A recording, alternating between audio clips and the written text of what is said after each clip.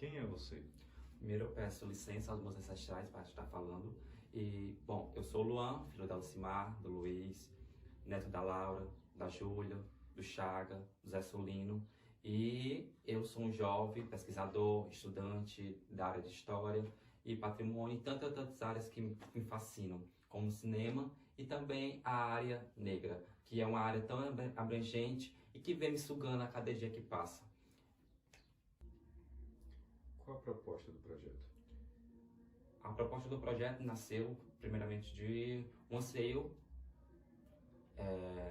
próprio meu, de que como trabalhar esse aspecto, essas múltiplas formas que os corpos negros transcendem os espaços, ou resistem nesses espaços, e entender como isso ocasiona tantas doenças mentais ou também formas de resistência. Quando entramos em espaços brancos, uma das coisas que a gente sentimos é a opressão, mas também resistir naquele espaço e sabemos que ali é nosso lugar e nós devemos resistir naquele espaço, que é para deixar bem claro para a branquitude que os espaços que nós ocupamos, nós resistimos e resistimos lutando. O discurso nasce na margem, é para a margem e somos a margem. Somos para além de uma exclusão social. Nós somos pensadores, cientistas, leitores, leitoras, poetisas. Somos muito além daquilo que nos propõe a ser. Hoje ocupamos espaços, invadimos, destroçamos. Hoje nós deixamos nossos passos, nossas pegadas e nossas palavras. Esse trabalho é justamente para isso. É para entender as múltiplas formas de transcendências, as múltiplas formas que sobrepomos os espaços.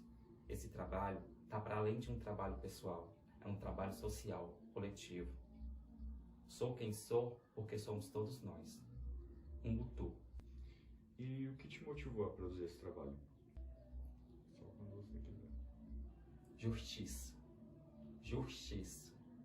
Justiça por todo o povo preto. Para todo o povo preto. Para todas as mulheres pretas. Para todo jovem periférico. Para toda mulher periférica. Para toda bicha preta. Toda travesti. E todos não binários. Queremos justiça. Queremos ser respeitados. Queremos nossos espaços que foram renegados e são renegados. Queremos ocupar os espaços. Queremos justiça por todas as vidas pretas que são tiradas a todo instante, que são negadas a todos os instantes.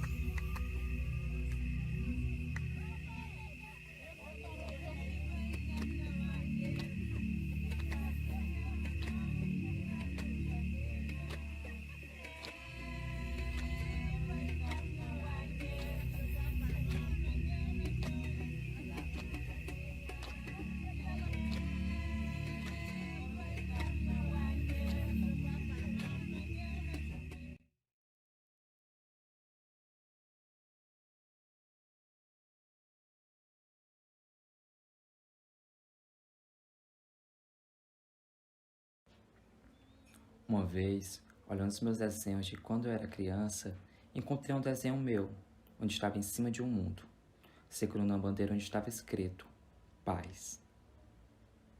Fui perguntar à minha mãe que eu não tinha desenhado. Ela me falou que era aos 3 anos. Ouvir essas palavras é sentir o quanto que estão a todo instante sobrepondo os espaços que tentam nos manter em silêncio. Mas iam falar de amor, paz, dignidade, direito de ser e viver. Ações que deveriam ser algo por direito, sem ter que exigir voz alta. Sim, queremos viver nesses espaços. Queremos. Queremos também nos ver nesses espaços. Queremos nos sentir nesses espaços. Hoje eu tô aqui. Mulher negra, periférica e orgulhosa por ser moradora do Sumaré. por morar num bairro que nasci e cresço, por ainda sentir a alegria de pertencer.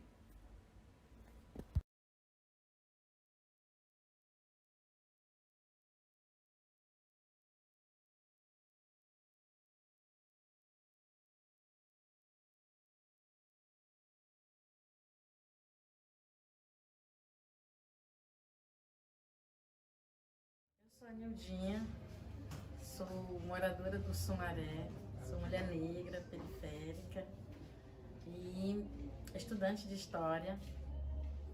Sou coordenadora de projetos sociais, trabalho nisso há bastante tempo, né, acreditando que é possível construir uma sociedade mais igualitária e justa. E acreditando que através da educação nós vamos conseguir, né, mudar a realidade da comunidade. É bem difícil você perceber, né, a diferença que as pessoas dão, né? O racismo, ele está impregnado e muitas vezes nós não conseguimos perceber. Quando criança eu não usava o cabelo solto. Eu tinha vergonha de usar o cabelo solto, então eu só usava o cabelo preso. E eu mesma não sabia por quê, né? Mas sim pela essa condição dos meninos fazerem bullying, né? E de se sentir mal, né? De se sentir mal. Então foi ali que, quando criança, eu percebi, né, que eu era uma menina negra e que não era tão aceita como todo mundo fala, né? Digo eu, como mulher negra, nós somos sempre condicionadas a trabalhos, como é que eu posso dizer? É tipo quase uma regra mesmo, um racismo estrutural, né? Que é sempre colocar a mulher negra como a servidora, né? Do trabalho braçal, o trabalho mais...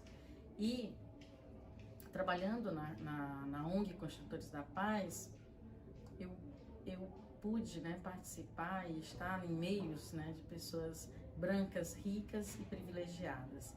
E ficar lá, né, e sentir, né, ser sensível a perceber que muitas vezes era apenas eu, de negra, né, isso me incomodava muito. Né.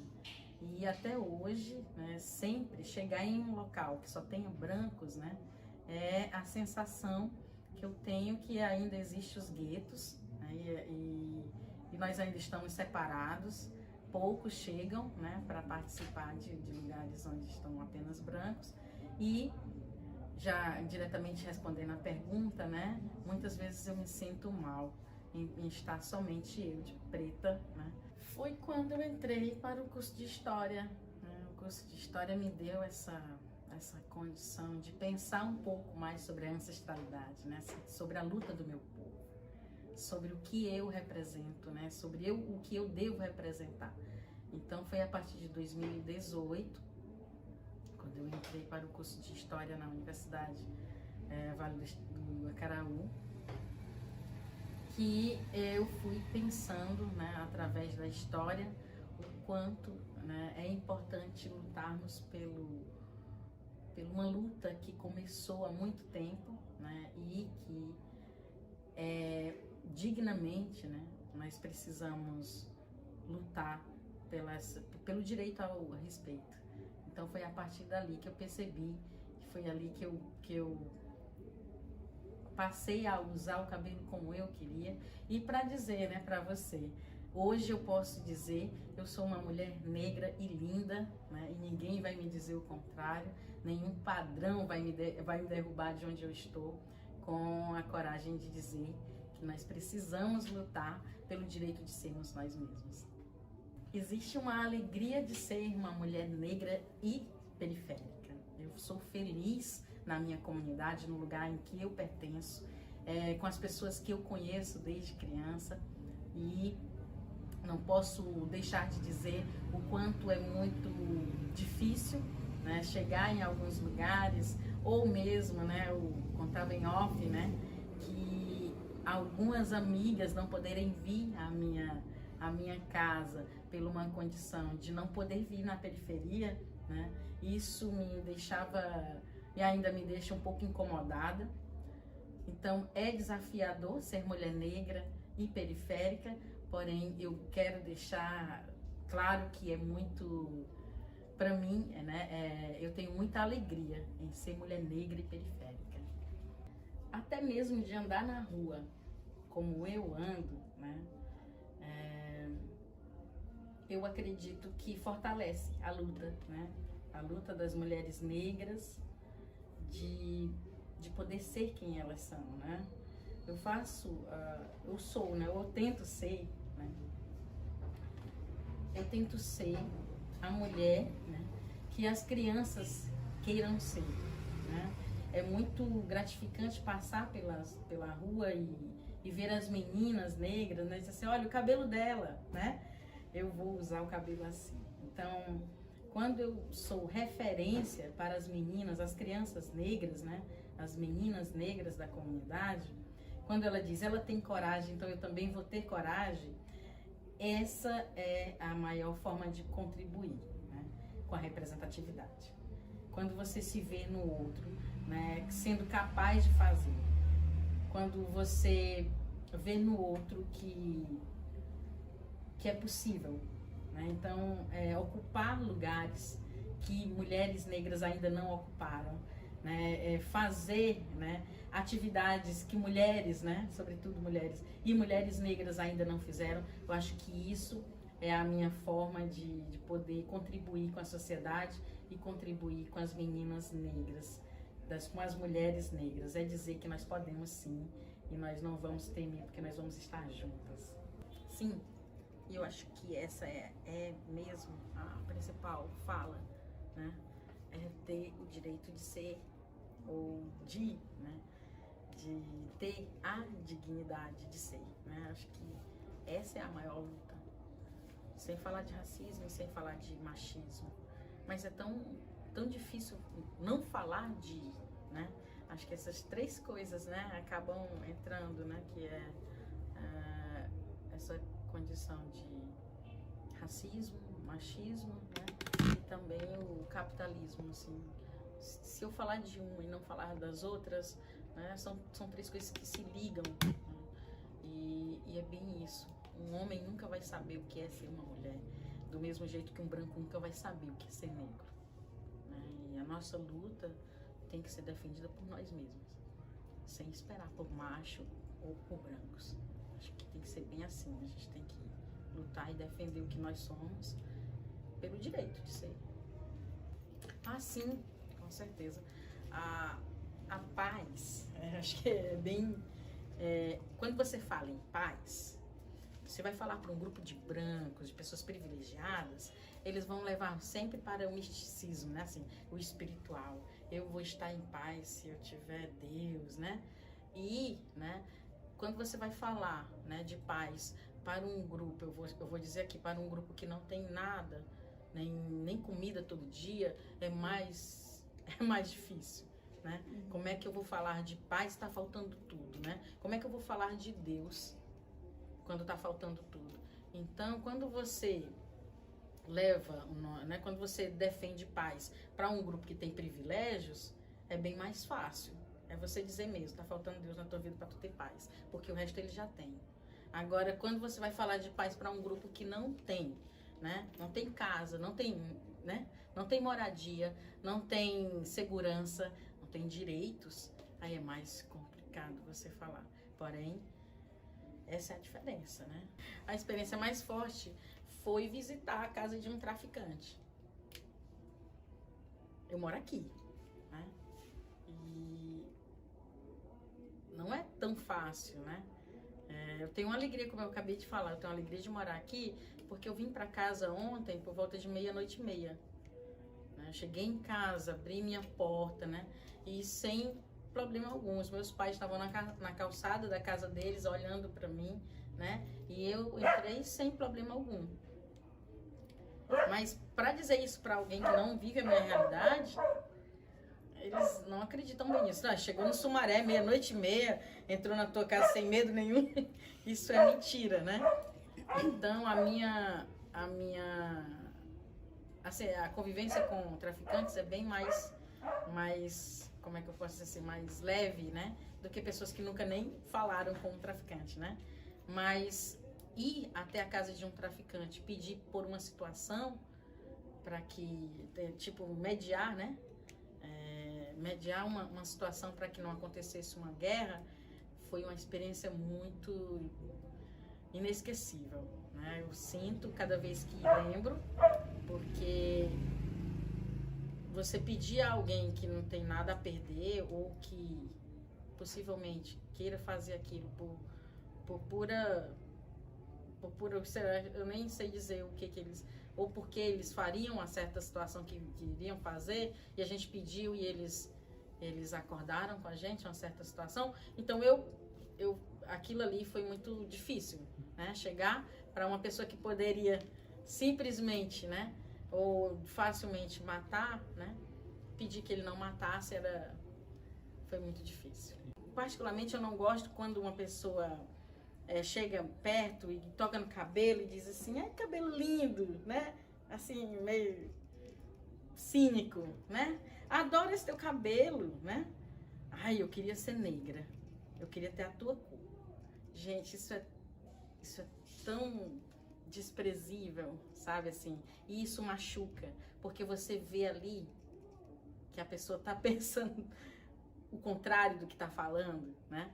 E muitas vezes nos espaços que só tem brancos acontece muito isso. Mas a frase que nunca sai da minha mente é: ai, ela só é negrinha, mas é tão inteligente. Né, os espaços que só tem brancos, né? Então vamos nos tornar políticos, vamos nos tornar empresários, né? Vamos fazer algo que possamos ser vistos mais por quem nós somos, sem precisar tirar força, né? E eu acho que essa é bem a minha fala, assim, nós precisamos lutar com dignidade de sermos respeitadores, exigindo respeito.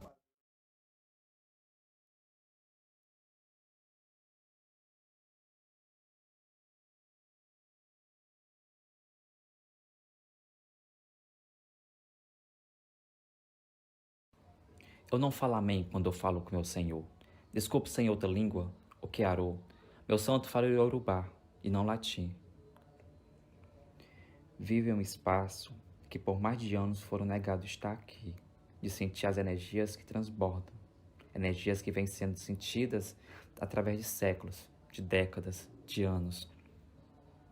Sinto meus ancestrais aqui, e orixás dentro e fora de mim. Sinto o quão feliz me sinto e quase completo por estar aqui. É esse espaço que me pertenço. É nesse espaço que me faço e refaço. Por vezes, tinha me perguntado se era aqui mesmo que devia estar. Perceba agora que isso vem de um ensino colonial e perverso que me fez odiar a cultura negra. Mas ao perceber que essa ação política das dobras mais sintomas sociais, sinto a necessidade desse posicionamento político que me ajuda a reconstruir todos os dias. E termino dizendo: pois quando inventar meu livro de história, vai ser com a minha raiz.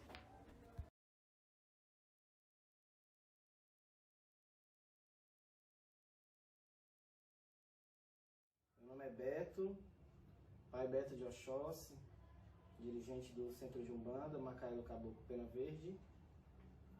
Eu tenho 31 anos, gosto muito de dizer que tenho 31 anos, que eu consegui ultrapassar aí as estatísticas, né?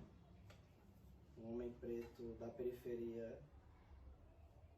com mais de 30 anos, estou aí. Tenho 2 filhos, o Antônio Miguel, né, mais novo, tem 2 anos, e o Humberto Emanuel, que tem 8 anos.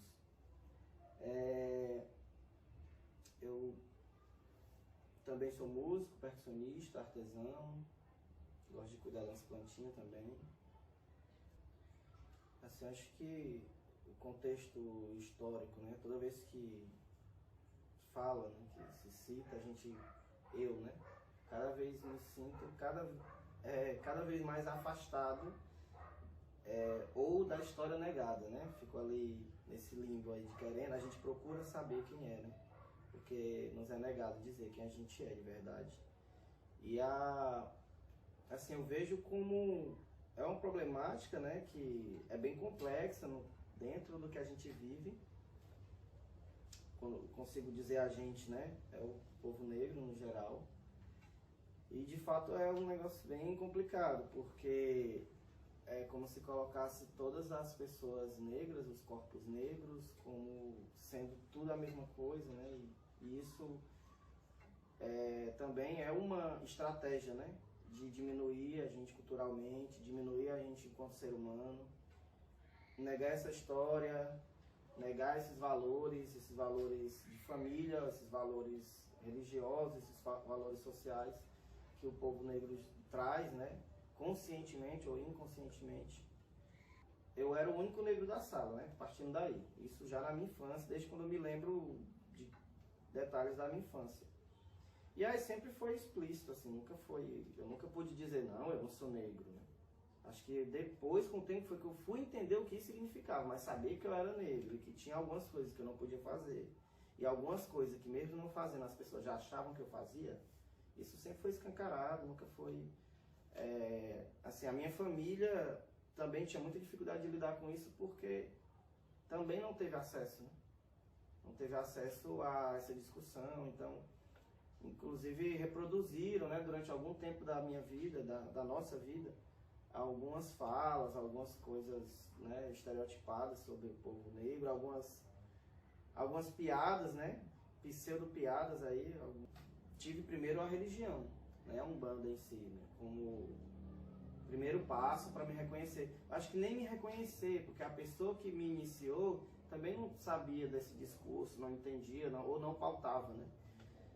Mas me atraía, né, algumas músicas, né, alguns cânticos da liturgia da Umbanda que faziam menção, né, à África, aos orixás, ao negro, à escravidão, e até então a referência que eu tinha de povo negro era o povo que veio da escravidão. A gente veio da escravidão, somos descendentes de escravo. Por vários anos na minha vida, na escola, eu representei o escravo, quando era em novembro, né? Foi até a gente fez até uma vez uma peça, que foi ridículo demais, onde a gente ia até a menina lá, que estava vestida de Princesa Isabel, e fazia tipo uma reverência para ela, agradecendo pelo o grande favor que ela fez pra gente, né? E aí, tipo assim, na época, eu não questionava, né? Mas eu queria estar no meio, eu sempre gostava de estar nos rolês de teatro, de dança, de tudo na vida que tinha na escola. Estudar não era o meu foco, mas no contraturno da escola eu estava lá. Faltava de manhã, mas à tarde eu estava lá. E aí foi assim, né? Eu acabei me percebendo mais aproximado com essa ancestralidade, com a identidade mesmo, dentro da religião. Eu afirmo essa história da estatística, né? É mais para mim, eu externo para mim também internalizar, né? Reforçar isso para mim e para quem está me ouvindo. É mais no sentido mesmo de problematizar, que tipo, mas algumas pessoas chegam questionando, mas por que tu fala isso? Será porque quem mais morre é gente preta e jovem, né? Periférica? E uma das coisas que eu mais me orgulho, né, é de nunca ter sido preso nem morto. Perceber que, mesmo sendo atravessado por algumas vulnerabilidades, eu consegui hoje, né, estar aqui. E que não estou dizendo que é uma grande vitória, porque a vitória de um, se não conseguir reverberar para os outros, não tem muito sentido, não. Eu não tenho medo de ser assaltado, eu tenho medo de ser abordado pela polícia, né? E a abordagem quase sempre é violenta. Hoje já diminuiu bastante, mas alguns anos atrás era 2, 3 vezes por semana, 2 vezes no mesmo dia, 2 vezes com intervalo de 20, 15 minutos. No ano passado, só indo ou voltando do trabalho, enfim. Mas acho que as minhas referências são a galera da minha avó, a galera do movimento, da favela, que são pensadores contemporâneos nossos, né? E que me trazem essa proximidade, né? Aí ele falou, além de dizer que achava legal, e que via como importante essa organização, né? Organizar não só o povo negro, né? Mas o povo bandista. Que eu acho que hoje aqui no terreiro, se eu for ver, eu acho que tem uma certa paridade aí, né? Étnico-racial. Tem a galera branca, tem a galera não branca e não negra, que ainda está no processo de se identificar. Eu acho que esse processo também parte muito de como é oportunizado o início desse processo, para além de alguém chegar, achar bonito e se autoafirmar, porque hoje é hype, né? Botar um dread, uma trança, fazer uma tatuagem de um símbolo adinkra, dizer que é filho de Xangô e aí tarará, né? É massa, hoje tá de boa, ser preto tá na moda, vamos dizer assim. A não ser que você seja negro, né? Aí não tá. Começo a entender isso quando eu conheço um pouco da história, né, daqui. Como eu não sou natural daqui, mas me considero sobralense pelo tempo que eu já estou aqui, né? E conheço muito mais a cidade e os contextos dela do que a minha cidade de origem. De início, para perceber isso, perceber como é que agia, né? Como é que a sociedade de Sobral agia, ou se entendia enquanto sociedade, nunca é fácil porque primeiro que ninguém afirma, né? Ninguém diz. A gente percebe quando a gente vai no Museu Dom José e diz que os instrumentos que tem lá de tortura vieram de não sei da onde, porque aqui não tinha tortura. Que o pelourinho lá é só um simbolismo, né? Nunca foi um instrumento de tortura também, ali em frente à Igreja da Sé. Mas aí até que ponto isso é verdade, né? Já são tantas mentiras que é contada pra gente, como a minha avó fala. Eu vejo como uma oportunidade realmente de resgate ali, né? De uma historicidade do povo negro, não só do povo negro, mas bem localizado, o povo negro de Sobral. Então eu vi como uma possibilidade de dialogar, né? Para além de que algumas pessoas, né, viram como alguma forma de entretenimento, que a maioria das vezes a gente é visto assim, né, folclorizado. Vocês estão vestidos de quê? Vocês estão representando o quê? Como se fossem fantasias, né, quando a gente sai na rua com a nossa vestimenta religiosa. Que muitas vezes a vestimenta religiosa é a mesma que eu vou pro rolê com os amigos e tal. Então, enfim, não religiosa, mas que traz elementos que fazem referência à religiosidade, né? Eu vi, né, assisti, achei fantástico a proposta, e também não só a proposta do ato em si, mas que eu percebo como um ato político, com certeza um ato político, mas também o cuidado que se teve de convidar as pessoas de terreiro, as pessoas que constroem de alguma forma alguns movimentos, grupos de estudo, né, da negritude de Sobral, para estar presente, né, para mais uma vez não ser um penduricalho. Eu entendi que essa nunca foi a intenção. E em outros projetos também não é essa a intenção, mas acaba sendo. Veremos agora a sensibilidade através das poesias, das falas e do sentimentalismo imposto em palavras de Marcela Sena, mulher negra, periférica, que vive transgredindo esses espaços, sobrepondo espaços que são taxados como espaços brancos, e que diz que seu corpo não pode ocupar. E diante disso, vemos a luta diária, as formas de processo que vem fazendo para sobrepor essa ação racista, em dizer que somos postos em espaços subjugados. Queremos mais do que isso. Somos mais do que isso. Sou mais do que isso. Quando falo sou, falo somos. Quando falo somos, falo sou. Temos agora um debate interno, externo. Externo porque externalizando a voz negra é como externalizar vozes negras, pois está recheada de ancestralidade. Pensar a voz negra como uma voz única é impossível, pois é recheado de ancestralidade, carregada de antepassados e de pessoas que se aquilombaram, que não desistiram, resistir a esses espaços escravistas, propondo alternativas de viver e lutando por espaços que estamos falando de agora. Espaços que utilizamos para expandir vozes, para lutar contra as opressões.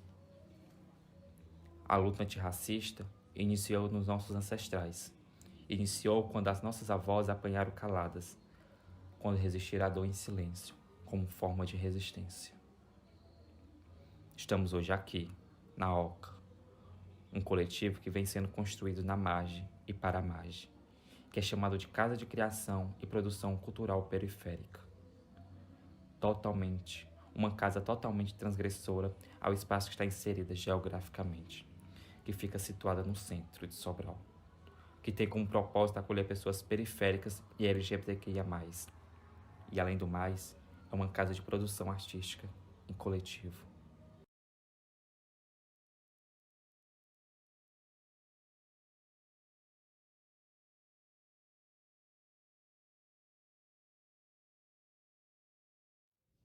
Meu nome é Marcela Sena. Sou poetisa, slammer, integrante da coletiva, integrante das Manas, integrante e produtora da Oca e trabalhadora brasileira.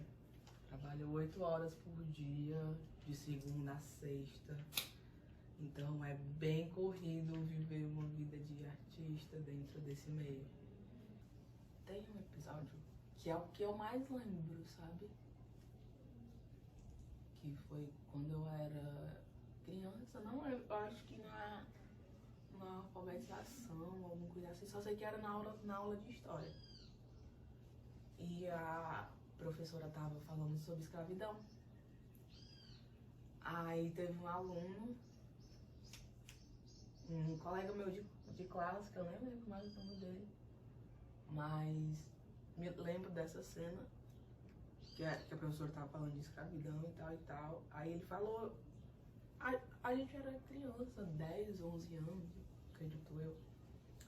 Aí ele pegou e perguntou assim, então professora, se a gente tivesse naquele tempo, eu podia ter a Marcela como escrava na minha casa? E naquele tempo eu não liguei pra isso. Mas a professora pegou e falou, olha, você não pode fazer isso, porque isso se chama racismo. Aí a professora pegou e foi explicar toda a pauta do racismo. Mas isso que aconteceu antes só foi fazer sentido hoje. De antigamente, o racismo que a gente já sofreu antigamente, e pensar que, tipo, hoje eu tô aqui, hoje eu não posso deixar um racismo passar por mim intacto, sabe? Não pode. Não pode. Se eu ver um cara sendo agredido pela polícia, eu vou lá. Não tenho nada a ver com a história, mas eu vou lá. Nem que eu fique só olhando, eu quero ver o que tá acontecendo ali. Eu me importo. Porque são pessoas, gente. São pessoas, são vidas. Tem vida dentro de um corpo. Por que a pele é tão desvalorizada assim, dessa forma? Porque eu trabalho em uma empresa de majoritariamente pessoas brancas. Então foi um processo. Dentro dessa empresa, eu entrei na empresa com o cabelo alisado no ombro, cabelo alisado vermelho. Sabe, eu entrei na empresa e tipo, uma empresa de gente branca e loura, e as pessoas, porque você não precisa ter o cabelo de louro, e vários padrões que eu fui colocada e tal, e eu não queria entrar naquele padrão, sabe? Aí foi aí que eu comecei meu processo de transição capilar dentro da empresa, e foi 1 ano e 6 meses usando tranças. Tirando e colocava tranças, tirando e colocava tranças, tirando e colocava tranças. Aí foi 1 ano e 6 meses de transição, e quando eu tirei foi mais outro processo. Porque eu não sabia que o meu cabelo era assim, sabe? Eu nem lembrava do meu cabelo, porque eu alisei ele cedo, eu nem lembrava como ele era. Então, quando eu tirei as tranças depois da transição e assumi meus blacks, aí foi parecer que era coisa de outro mundo, sabe?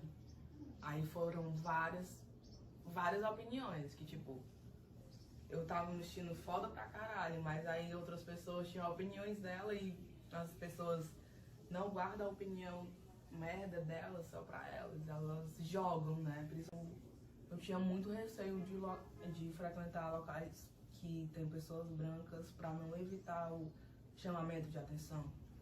Porque eu sou uma mulher negra, linda pra caralho, cabelo belíssimo e, tipo, eu sei que eu chamo atenção quando eu chego em um espaço de majoritariamente pessoas brancas, sabe? E a gente não gosta de chamar atenção, mas a gente chama atenção por não ser um padrão, sabe? Por que a história contada nos livros de história é sempre a parte do português branco que chegou aqui e descobriu o Brasil, mas aqui já tinha os indígenas. Aqui já existia gente.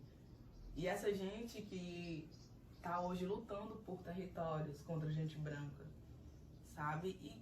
E não era pra acontecer isso, era pra ter um respeito, sabe? Eu até tenho uma poesia que eu cito, que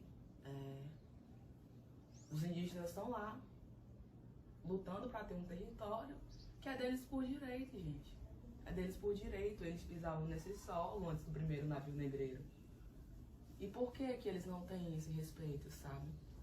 E isso vem também de toda a colonização, dos homens brancos estuprarem mulheres indígenas, estuprarem escravas negras e de descobrir a miscigenação. E lá no meu trabalho, a maioria das pessoas são brancas e quando eu assumi meu cabelo, as pessoas ficavam puxando, ou alisando, ou passava e puxava. E eu, por muito tempo, fiquei calada. Mas aí teve uma hora que não deu mais. Aí eu comecei a brigar realmente. Não toca porque eu não gosto, o cabelo é meu, se tu não tá confortável, o problema é teu. O cabelo é meu, então para. E hoje em dia, todas as pessoas da Unimed, nenhuma toca mais no meu cabelo, porque eu falei. E não precisava de eu estar falando, de brigar, sabe? Era pra ser automático, é o respeito. Eu sou quem eu sou hoje pra várias outras pessoas que estão vindo aí, tá bem melhor do que eu. Eu vivo hoje pra que, se eu tiver uma filha, ela viver bem e ter toda a mente que eu tenho, mais evoluindo ainda. Porque eu acho que eu sou uma pessoa muito madura, assim, preciso crescer muito, sim. Mas eu sei quem eu sou e eu sei as lutas que eu quero viver ainda, sei as lutas que eu já passei, mas eu quero viver, sabe? Por muito tempo eu me questionei, por que não parar? Por que não desistir aqui, botar uma corda no meu pescoço, me matar e acabou, pronto. Acabou, sumiu todos os problemas, mas não. Eu gosto de viver, eu quero viver para várias pessoas que já passaram por mim, se orgulhar das pessoas que estão vindo, dessa nova juventude que nós estamos nos tornando. E é muito bom ter pessoas conscientes de classe, sabe? Ter pessoas que querem crescer mentalmente e querem incluir pessoas negras dentro da sociedade. Mas a gente tem que aprender sobre política. A gente tem que, principalmente quando a gente é uma pessoa negra que vai ser abordado pela polícia e a gente tem direito de fazer várias paradas que, tipo, eu não sei. Tipo, a Aqua não deveria ter sido algemada num episódio que teve porque ela não estava apresentando risco nenhum, sabe? E o policial não podia fazer isso. E as situações de vivência, sabe? Que, tipo, todo mundo deveria estudar direito quando era criança. Pra todo mundo saber os seus direitos quando crescer. E todo mundo, quando criança, deveria ter terapias. E é sobre organização também. Sobre estar perto de pessoas que representam a gente. Estar perto de pessoas que aprendam com a gente, que a gente aprenda com elas. O aprendizado ele é muito importante, é uma das coisas que a gente vai levar até pro final da vida. Meu corpo vai ser comido por bicho, mas minha mente vai estar sempre... Eu tenho um livro lançado, sabe? Eu já faço parte da história. Já tem outro livro que vai ser lançado também com mais poesias minhas, então eu tenho 2 livros, sabe? Então eu já faço parte da história, então pra mim é muito bom tá fazendo isso, sabe? Para outras pessoas entenderem que elas conseguem também.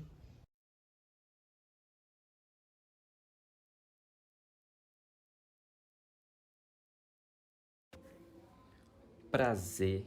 Eu sou tudo aquilo que você nunca quis ver, pois as minhas poesias e presenças são tormento pra você, que tem medo de escurecer, mas quer me clarear só pra agradar você. Ei, você, aí, me deixe falar, é mais fácil absorver do que observar. Eu sou magia negra e pode me afrontar, eu sei quem tá comigo abrindo caminhar. Quando pensei nesse roteiro audiovisual, lembrei muito desta poesia, que veio aos nossos ouvidos como um hino de resistência, uma potência preta que se destaca e vem conseguindo ocupar o seu território conquistado. E nesse espaço, vem falando de amor, negro e LGBTQIA+.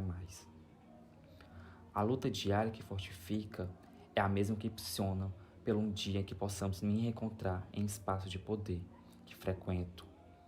Você já me viu em espaços acadêmicos ou você acha que sou a história única? No decorrer de tudo isso, veremos quanto somos resistência e amores. Somos deságues em espaços que tentam nos exprimir. Somos girassóis e a nossa luz brilha com a luz que nos guiam.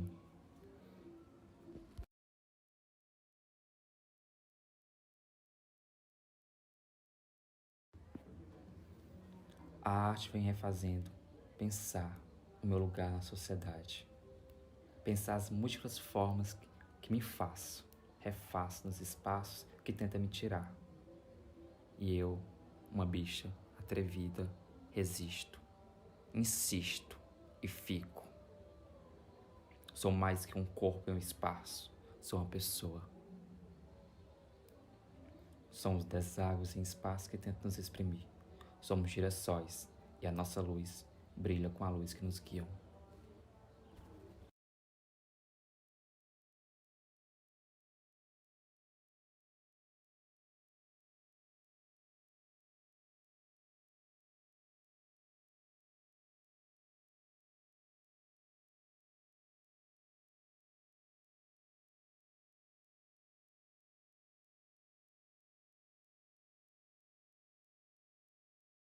Eu sou Diego Rodrigues Clementino, sou paulista, tenho 32 anos, daqui uns 2 dias, dia 5 de dezembro eu faço 33, sou sagitariano, sou filho de mãe solo, fui criado dentro do movimento social MST, Movimento dos Trabalhadores Rurais Sem Terra, permaneci na militância desse movimento durante 15 anos.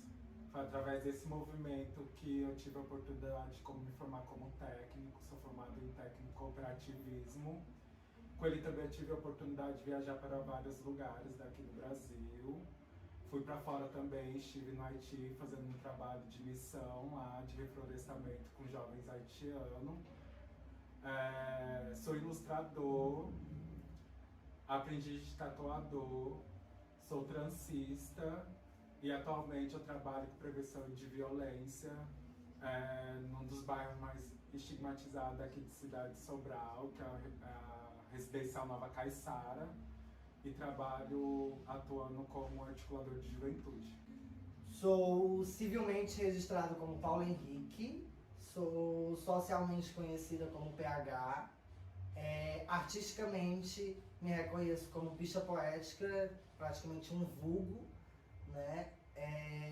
Enquanto bicha poética e enquanto corpo, né? Porque querendo ou não, PH é Paulo Henrique, né? E bicha poética não estão desassociadas.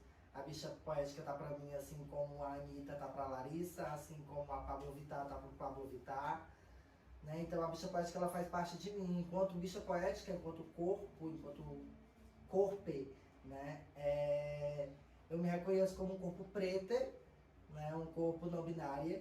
Eu não me reconheço nem homem nem mulher. Eu me reconheço enquanto um corpo esse que é corpo político, é corpo que se movimenta. E os seus movimentos, de alguma forma, mexem nas estruturas na qual são opressoras historicamente, né? Eu sou poeta, sou escritora, sou produtora cultural, sou atualmente criadora de conteúdo virtual para a internet sobre poesia e vidas pretas LGBTQIA+. Me construo enquanto corpo multiartivista, Bom, hoje eu sou uma bicha careca, né? Preta, não tenho mais os meus cachos. Eu perdi o meu cabelo quando eu comecei a fazer 21 anos. Primeiro eu fui perdendo o volume do cacho, ele foi para o momento de ficar mais fino e foi caindo aos poucos, né? Mas o momento que me marcou muito na infância, eu acho que não foi na infância, foi na adolescência, que eu estava cursando a 7ª, 8ª série e eu usava o cabelo cacheado na época e não tinha aquele, igual a gente tem hoje, de ficar cuidando do cabelo. Tem várias linhas pra gente cuidar dos cabelos hoje, atualmente, né? Então naquela época meu cabelo era muito armado. Então muitas pessoas na escola pegavam e me chamavam de cabelo de fuá, a bicha do cabelo de fuá, vai pentear esse cabelo, corta esse cabelo, é cheio de piolho. Isso vivia me rondando muito na época da escola, né? E também por ter a boca muito grande, os meninos me chamavam de boca de chulapa. E nesse período eu já usava aparelho, né? Então, além de ser boca de chulapa, era boca de lata, né? Às vezes eu comento com a PH de que isso me fez um processo muito doloroso, assim, porque por muito tempo eu tentei me embranquecer e eu só consegui me ver como uma pessoa preta depois que eu viajei para o Haiti, depois de uma conversa muito longa com uma amiga minha, assim, de que eu não me identificava como uma pessoa preta, né? Eu ficava naquele limbo, branco demais para estar no meio dos negros e preto demais para estar no meio do branco. Então eu vivia muito nessas crises, sabe? Tem uma poesia de uma paulistana, que é a Mídria, né? Que ela, na poesia, ela fala que ela é a menina que nasceu sem cor.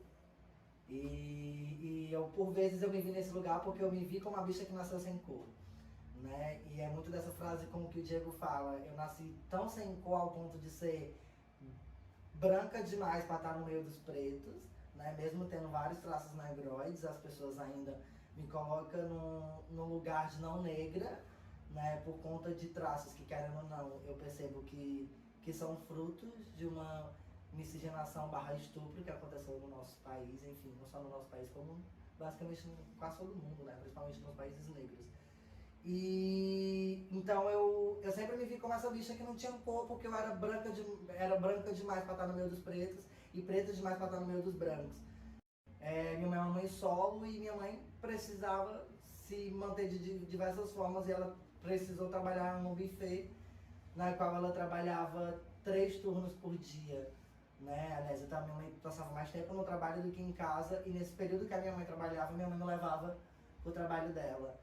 E isso eu comecei a perceber minha negritude a partir do momento que eu percebi que eu era diferente dos filhos do patrão da minha mãe, né? Porque eu nunca, mesmo eles todos na perspectiva de me tratar bem por ser o filho da empregada, eu não passava de ser o filho da empregada, que o máximo que eu tinha lá era o famoso quarto de despejo, né? Que é o famoso quarto da empregada, que hoje a gente chama de, pra mim, o quarto de despejo, que inclusive Maria Carolina de Jesus fala, hoje tá muito maquiado como o quarto da empregada, né? Então esse é o único local que eu tive lá dentro. Mas eu comecei a procurar mais sobre minha ancestralidade, principalmente no momento que eu pisei no Haiti, que foi onde eu levei mais baque, assim. É um país 100% negro, né, de pessoas negras, de pele retinta mesmo, e foi um rapaz junto comigo, brasileiro, negro, retinto, e chegou lá no Haiti, eles chamavam ele de branco, porque ele era um negro vindo de um outro país. Então quem vem de outro país, mesmo tendo a pele retinta, é branco porque tem dinheiro, então é estrangeiro, tá lá como turista. Então aquilo foi um choque social muito grande para mim, e foi ali, a partir dali, que eu comecei a ter contato com materiais da militância negra mesmo, a estar discutindo, a entender principalmente sobre o processo das tranças, né? E eu sempre gostei muito de mexer com cabelo, e isso me encantava demais. Eu não entendia por que mexer com cabelo me encantava tanto. E eu gosto muito de mexer com o cabelo afro, cacheado, e as tranças foi o meu processo de descobrimento, assim mesmo, da minha ancestralidade. É um momento onde eu me encontro, não fico cansado. Eu fico 6, 7 horas em pé, trançando o cabelo de uma pessoa sozinho. E é ali onde que eu trago a ancestralidade para perto de mim e eu creio que eu trago essa ancestralidade para perto da pessoa também. Eu sou capricorniana, né? Começa por aí. E as pessoas acham que capricornianas são secas, enfim, não são apegadas. É uma coisa que é super mentira, né? Eu tô com isso aqui pena pra gente poder ir embora, eu não consigo, assim. Mas, o fato de eu ser capricorniana sempre fez eu ser muito apegada afetuosamente à minha família, né? Então, eu tenho muito esse apego com a minha família e principalmente com as minhas matriarcas, né? Com a minha mãe, com a minha avó, com a minha bisavó, porque eu tenho uma bisavó centenária viva ainda, uma mulher preta. E então eu sempre quis saber não é nem a ancestralidade, mas a descendência, né? Da minha mãe, das minhas avós. E foi onde eu comecei a perceber que as minhas descendências eram muito de mulheres pretas e mães solos, né? E aí foi onde, quando eu comecei a me reconhecer enquanto pessoa preta, de pele clara, né? E principalmente se entendendo preta no país miscigenado, né? E foi onde eu comecei a sentir a necessidade de perceber quem veio antes, sabe? Porque eu sabia que pra mim tá falando, inclusive agora aqui nessa entrevista, muitas pessoas tombaram, muitas pessoas resistiram e muitas pessoas morreram mesmo pra mim poder estar aqui nesse momento. Então eu senti a necessidade de saber quem eram essas pessoas, de onde essas pessoas vêm e o que elas fizeram pra mim poder ter esse, não vou falar privilégio não, vou falar território conquistado, né? Pra mim poder ter esse território conquistado. Então acho que foi muito o lance de saber quem veio antes, sabe? Porque eu sei que mesmo hoje fazendo a revolução com as minhas palavras, eu sei que muita gente precisou ficar no meio do caminho para me poder ter esse privilégio, esse território conquistado. Então acho que foi muito no sentido de se entender mesmo de entender sua própria história, né? Porque uma pessoa sem história, ela não existe, né? E eu sei que a minha história, ela não começa no dia 19 de janeiro de 1995. Ela começa antes disso. Me sinto afrontosa, gata! Me sinto bem afrontosa, assim. Eu acho... Tal hora, é óbvio que eu me sinto meio que afrontosa, porque estar em espaço majoritariamente branco é sempre um afronto. É sempre um deboche estar nesses espaços. E eu gosto também de ser debochada, porque eu acho que eu faço valer a pena aquele dizerzinho que é racista, que diz que quando o negro não caga na entrada, caga na saída.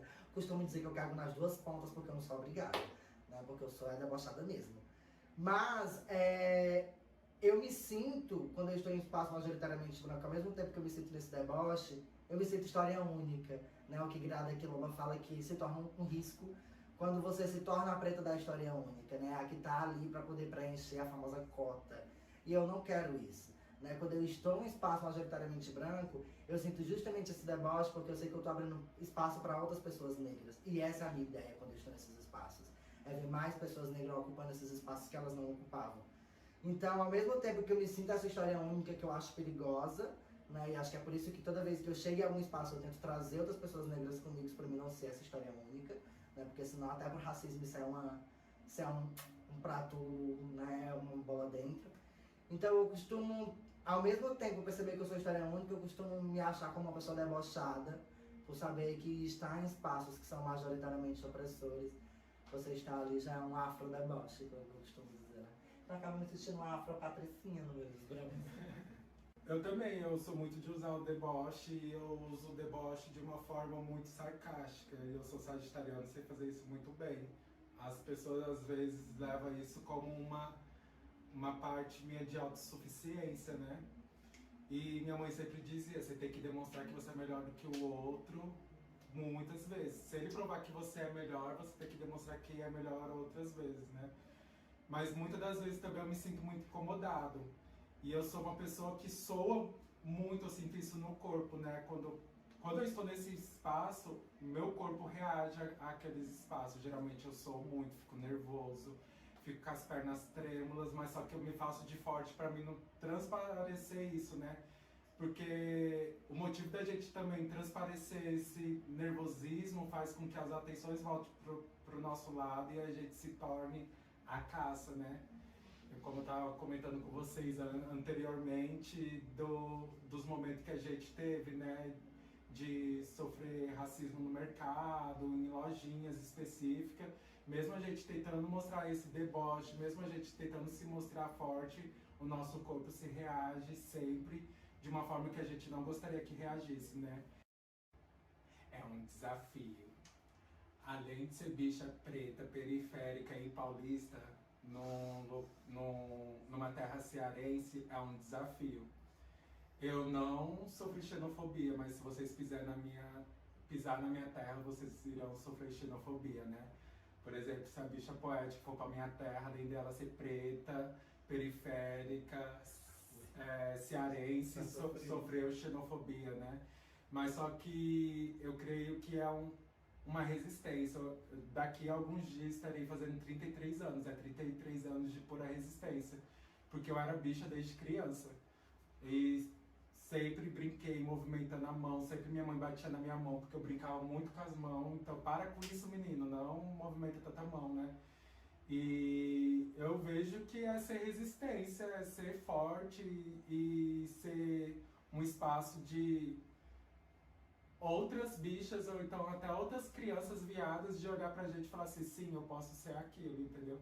E eu, como trabalhador de política pública, viado, o único viado bicho afeminado do meu trabalho, assim, né? Porque tem mais viados no meu trabalho, mas não é viado é igual a mim, né? Eu vejo que isso é uma afronta para a política pública e principalmente para outros trabalhadores perceber que o meu trabalho ele chega até outras pessoas que o trabalho deles não chega, entendeu? Pra mim sempre foi muito natural ser bicha preta afeminada na periferia. Nasci na periferia, nasci criança viada. Então, tipo, isso foi muito escuro pra mim desde sempre. O fato de eu ser uma bicha afeminada. Obviamente que se entender negra vem muito depois, né? Mas isso foi muito natural se entender uma bicha afeminada e, consequentemente, depois se entender uma bicha negra, porque depois quando eu cheguei nesse espaço de negritude, eu já entendia a minha sexualidade, já entendia de que maneira eu me construía enquanto identidade de gênero. Mas eu acho que o Diego trouxe um lance muito para esse lance da resistência, da força, né? Que eu acho que todas nós somos. Eu acho que só de estar viva nós somos resistentes e nós somos pessoas fortes. Mas eu acho que ser bicha preta e afeminada, periférica, eu acho que é deságue também.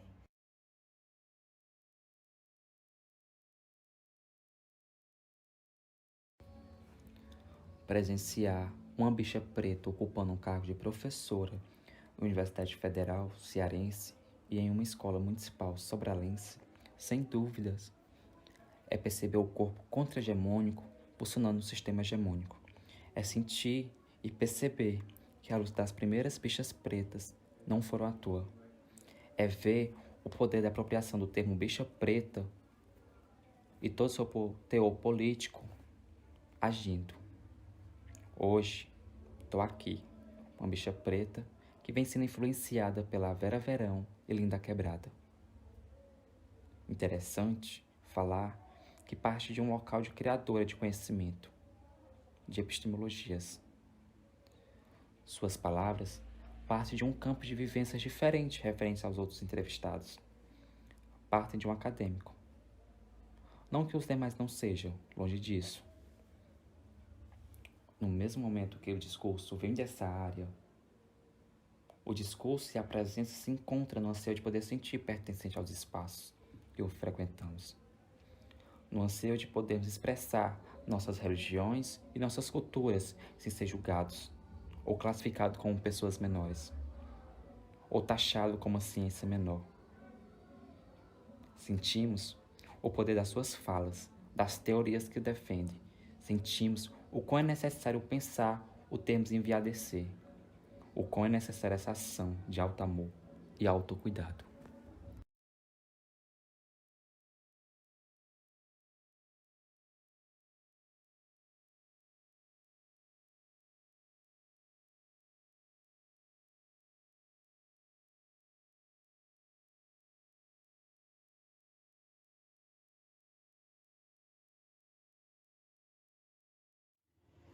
Eu sou o Anderson, eu tenho 29 anos, eu sou natural de Ituiutaba, Minas Gerais. sou professor, né?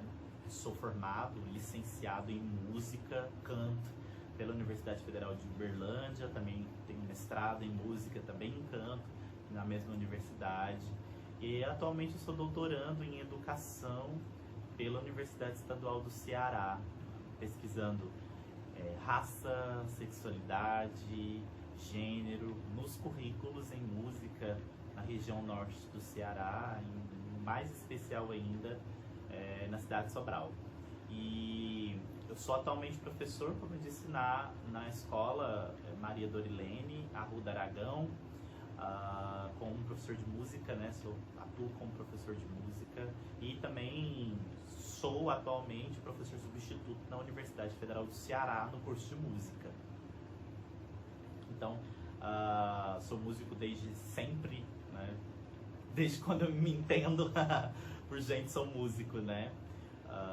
Desde quando eu tinha 9 anos que eu comecei a tocar piano. Eu sou um bandista, eu acho que, e mais sobre mim, mais detidamente, eu sou uma bicha preta. Talvez uma bicha preta, escrita tudo junto, né? Eu não me percebi, eu sou, desde sempre, né? Talvez eu veja que as pessoas tenham se percebido num determinado momento, mas eu nunca me percebi, né? Eu sou essa pessoa desde que eu entendo por gente, talvez, né? Vou usar essa expressão. Desde quando eu tinha, sei lá, 3 anos que eu sei que eu sou uma pessoa negra.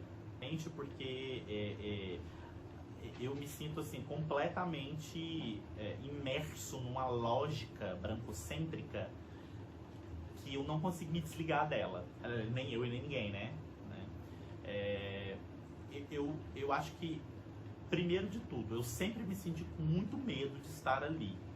Então, eu nunca pertencia a esse lugar. Então, por isso que eu digo que eu não me descobri uma pessoa negra, né? Assim, já me informaram desde o nascimento e aí eu sempre tive a ideia de que eu nunca pertencia a esse espaço, né?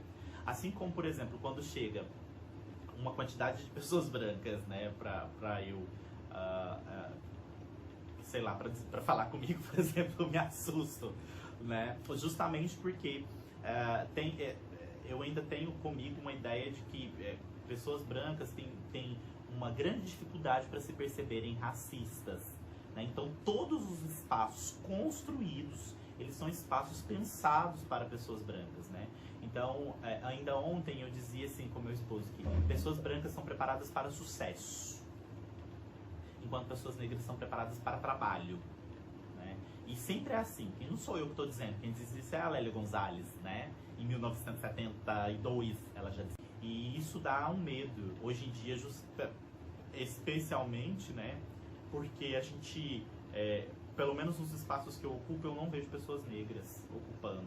Eu não vejo bichas pretas ocupando esse espaço, né? O espaço do doutorado, o espaço da escrita acadêmica, né? Eu não vejo isso. Então isso é aterrorizante. Usam bicha para nos ofender. Ponto. A bicha, ela é erguida, ela nasce, como vai dizer a Meg Rayara Gomes de Oliveira, e eu digo esse nome, adoro esse nome, porque é a primeira professora travesti preta do Brasil, doutora, né? E a primeira professora travesti preta universitária, professora universitária. Eu quero dizer que a partir dela eu vou dizer, a bicha nasce do discurso. Alguém nomeia a bicha, alguém diz assim, a bicha, você não é um homem e você não é uma mulher, você é uma bicha. E essa palavra é usada para fazer da gente dominação. Essa palavra é usada, a palavra bicha é usada para fazer um efeito de soberania sobre o nosso corpo. Quer dizer, quem nos lança quer deter o poder sobre nós. Quando nós passamos a ressignificar esse termo, bicha, para dizer que ele não é mais uma ofensa, mas é que ele é uma epistemologia, a gente começa a desmoronar o sistema cissexista, o sistema patriarcal, o sistema heteronormativo e, claro, o sistema racista, né? Apoderar-se do termo bicha não é uma coisa muito simples. Não é. Talvez seja uma das coisas mais complexas que tenha. E esse processo de ressignificação do termo bicha, ele é muito doloroso, sobretudo porque nós somos ensinadas a termos ódio da gente. Eu escrevo um artigo que publiquei num livro que eu digo justamente isso. A gente aprende a ter raiva da gente, né? Então, para poder a gente usar a bicha como um verbo, o enviadecer, o embichar, o enviadecer, para a gente usar a bicha como um verbo, como uma ação, primeiro a gente precisa ter o auto-amor. E é o Oxum que ensina o auto-amor. Então, se a bicha nasce do discurso, eu me apodero dele para dizer, se antes nos ofendiam, hoje, cuidado, porque nós produzimos epistemologias. E as nossas navalhas na língua, elas são muito afiadas. A universidade é LGBTfóbica, a universidade é racista, a escola também é assim. Todos os espaços que nós pisamos são esses. Não há nenhum espaço que nós pisemos que não seja racista, LGBTfóbico, classista. Não há nenhum espaço. Ser bicha preta é ser destinada a fracassar. É tão destinada a fracassar que a gente não vê as bichas pretas circulando em espaços de poder. E quando a gente vê elas circulando em espaços de poder, elas precisam performar uma heterossexualidade para elas existirem. E não é 1, 2 exemplos que a gente tem muitos. A gente tem que lembrar, por exemplo, da nossa memória. A gente tem que lembrar da nossa memória Vera Verão. E lembrar o que é Vera Verão. Não é o que foi, o que é. O que é o Lafon. Se não a bicha que serve para fazer a gente rir. O que tem por detrás do Lafon? O nosso imaginário, então, ele é construído das bichas pretas para sermos o Lafon, a Vera Verão. Para as pessoas rirem de nós. Para as pessoas comemorarem conosco a alegria delas, não a nossa. Assumir-se uma bicha nos espaços, sobretudo os espaços formativos de trabalho,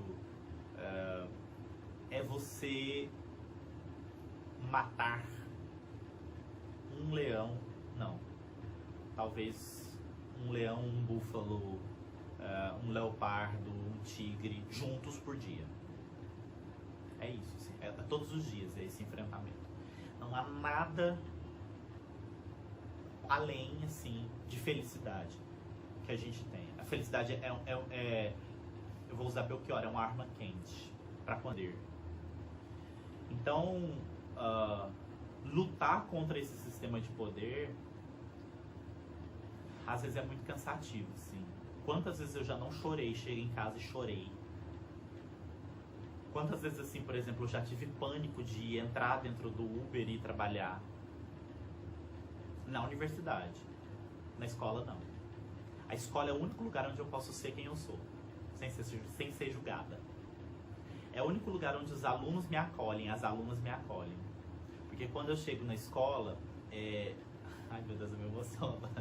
Quando eu chego na escola, é o tio Anderson pra todo canto. Como uma bicha preta que é. Não tem estratificação. A escola, ao mesmo tempo que repete a norma, a escola performatiza outras. Tantas vivências. É lá na escola que eu posso ser quem eu sou. É na escola, por exemplo, que eu tenho, sei lá, 300 alunos, que 200 deles, porque sempre tem aquele que acha, ai gente, essa bicha é chata demais. Mas mesmo achando a bicha chata demais, é aquele que para no meio da rua e diz assim, oi tio. É diferente, por exemplo, de estar num sistema que é completo. E eu louvo essa ação da escola porque essas pessoas vão ser lançadas na sociedade daqui a pouco, completamente diferentes desse ranço que nós temos no sistema universitário. Elas vão ser lançadas na escola, elas vão ser lançadas na vida daqui a pouco. e elas já são completamente diferentes. Eu vou com um brincão pra escola, eu vou toda afeminada pra escola, eu vou com um macacão verde chamativíssimo pra escola, um tênis rosa. E as alunas e os alunos acham isso o máximo, porque eles olham e dizem assim, nós temos um LGBT entre nós.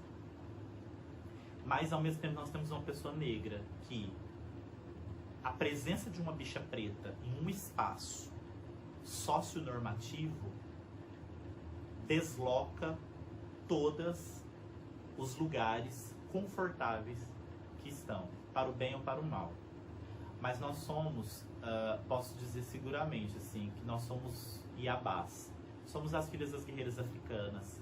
A gente não tá aqui para poder fazer carinho. A gente tá aqui para poder matar. A gente tá aqui para poder andar com a gilete na boca e matar quem precisa. E quando eu digo isso, eu não digo porque somos assassinas. Apenas. Nós somos muito mais que isso. Nós somos a contra-hegemonia, o corpo contra-hegemônico funcionando num espaço hegemônico. E é isso que nós somos. É isso que eu acredito. E esse processo só se torna fácil porque eu todos os dias olho no espelho e digo, eu sou uma bicha com ofó. Quer dizer, o que é o ofó? É a potência da fala. Se eu não tivesse um ofó, se eu não exercitasse meu ofó, a potência da fala, eu não estaria onde eu tô. E eu exercito todos os dias a potência de fala. E o ambiente universitário é hostil. Quando eu me tornei professor da universidade, eu cheguei com uma má fama. Quer dizer, eu nunca... É estranho isso, né? Você chega num lugar onde você tem má fama, onde as pessoas falam mal de você, gratuitamente. Eu tô me formando professor, assim, a gente se forma professor a vida toda, né? Isso é o básico de imaginar que um professor universitário jovem como eu, inclusive, não tem diversas experiências, né, na vida. Só que, principalmente, alunas e alunos negros que hoje estão nas redes sociais se manifestando de modo antirracista e anti-LGBTfóbico foram os que mais foram hostis. Eu recebi uma vez 15 denúncias infundadas no final do ano de 2019, que uma aluna, presidente do DCE, formou com um grupo de alunos para me exonerar.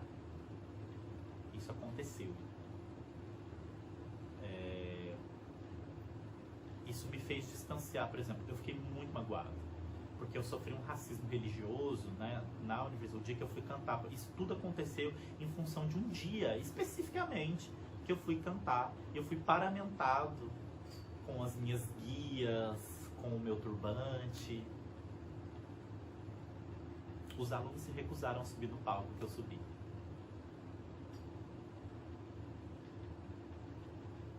E isso aconteceu. E eu fui denunciado por mais de 15 denúncias e algumas outras mais, formalizadas. A universidade, o sistema universitário é hostil. Mas nós estamos lá. Bom ou mal, pra mim, eu estou lá mostrando a minha cara. Eu recompus os cacos de 2019 e entrei em 2020. E o Covid mostrou muito bem a precariedade das relações, né, sociais, de como é a sociedade. E eu posso dizer para você que nós sempre somos resistência, sempre vamos ser a ordem normativa. Eu sou a Nildinha, mulher negra, corajosa, que foi plantada para germinar, dar frutos e fazer sementes para brotar esperança na luta. Encorajar outras na missão de libertar, não apenas corpos, mas sobretudo mentes. Contribuir para um mundo de igualdade, fraternidade e amor, e em busca do glorioso direito ao respeito e à dignidade até a morte, ou seja, no ato de morrer. Outro dia eu cheguei lá na mamãe, né, e uma sobrinha que tem o cabelo liso, né, já é de uma outra raça, né, branca, liso, E aí ela fez uma brincadeira com a outra que tem, né? Que é negra e o cabelo crespo, né? E ela disse assim, ai, que cabelo feio. E ela olhou pra ela e disse assim, vai pra lá, sua racista. Aí eu olhei assim, aí a mãe dela disse assim, olha aí tua influência, Nildinha. Vai pra lá, sua racista. Eu, muito bem, eu bati palma na hora, sabe? Assim, tipo, eu já tenho mais uma pra luta. A minha mensagem vai como forma de desafio mesmo. É um desafio que a gente encontra. E eu convido as pessoas negras e, por que não, as pessoas não negras, que se sentirem à vontade de se somar também. Desafio nosso é se reconhecer, se identificar naqueles que se reconhecem, se entender enquanto povo, indivíduos, mas que compõem o povo. Eu acredito que o maior desafio hoje, no contexto de Sobral, do povo negro e do povo umbandista, é entender que nós somos um povo que foi fragmentado, e que foi fragmentado não por coincidência, mas por uma agenda mesmo, que busca fragilizar culturalmente e socialmente a gente, né? Então, a mensagem é mesmo vai como um desafio, como uma percepção apurada, né? Buscar ter essa percepção mais apurada dos espaços que a gente está ocupando. Sozinho, a gente não é porra nenhuma. A gente não é nada sozinho, nada sozinho. A gente tem que estar rodeado de pessoas que queiram a gente bem, sabe? Não adianta ter 50 amigos e quando tu tiver uma crise de ansiedade, tu não tem um que tu confie pra desabafar. Então, tenham pessoas que lhe tratem bem, entenda que você merece o máximo e não o mínimo. Nós temos muitas inseguranças como pessoas negras, de sempre tá sozinho, de sempre nunca se encaixar em um lugar. Mas nem sempre a gente tem que se encaixar em um lugar só. Tem vários locais que podemos transitar. E se não se encaixar ali, que bom que eu não me encaixei ali, ali não era meu lugar, mas tem vários outros inúmeros locais pra gente transitar. E é muito grande o mundo. E o mundo tá aí pra ser descoberto, tem muitas coisas pra ser descobertas ainda. E pessoas negras estão aí pra isso, sabe? Somos inteligentes pra caralho e somos muito desvalorizados dentro da sociedade, mas estamos aí. Eu tô aqui pra várias pessoas que estão vindo ainda poderem ter um local de fala. Pretas, pretos e pretas que estão assistindo esse vídeo, quando calarem minha voz, assim como diz a bicha poética, sejam vocês o preto cão. Diego usou uma poesia minha para encerrar. Eu vou falar uma pequena frase de uma poeta que o nome dela é Riane Leão, né, que inclusive ela é conhecida no Instagram como Aonde Jaz Meu Coração, que é uma poesia que no final ela diz: hoje eu tô viva, hoje eu tô viva, hoje eu tô viva. E quem sabe, eu estando viva, outras pessoas não decidem permanecer vivas também. Então é muito nesse sentido, e eu vou querer encerrar com vocês um poema que vai estar num dos meus... Vai ser um poema de um dos poemas do meu livro, né? Que o nome do poema é Coração Batuqueiro. E enfim, espero que a mensagem transpassem e que a poesia tire vocês para dançar. Ao ver a fumaça subir, me peguei pensando que ficar do lado de cá se sentindo, se amando, tem sido a melhor opção. E eu não arredo o pé daqui enquanto não me provarem que existe um lugar melhor do que esse aqui dentro. Eu tô preferindo virar a pele do avesso e dançar comigo sozinha na chuva. Tô preferindo fazer batuque no meu peito, criando melodias através de cada batida do meu coração. Eu tenho preferido ouvir as músicas internas, aquelas que o meu corpo tem sentido vontade de botar pra tocar. Eu tenho preferido me tornar minha própria engenheira civil e tenho construindo possibilidade de ser corpo residência. Eu tenho me tornado morada. E para aqueles que decidiram partir, a porta da rua é serventia da casa. O lixo vai falar em uma boa. Nós somos esses lixos, né? E nós como os lixos do mundo, nós não devemos nos comportar como descartáveis. Nós precisamos, então, ressignificar o lugar que nós temos de lixo. Nós precisamos fazer com que esse lixo incomode. Como todo lixo nos incomoda, nós somos lixos que incomodam. E quando eu digo isso, eu digo não para poder pensar que nós somos descartáveis, mas é para justamente erguer-se contra o sistema. Todos nós, todos sofremos muito em função das múltiplas opressões cruzadas dos nossos corpos. Mas a mensagem que fica é justamente que resistamos enviadecendo. Enviadeçamos resistindo. O poder é poderoso, mas não pode tudo. Se o lixo vai falar e está numa boa, que a gente consiga contornar as malhas do poder. Viver sem o menor medo. E termino dizendo: axé, bichas pretas sempre no poder, com poder, contorcendo o poder. Axé.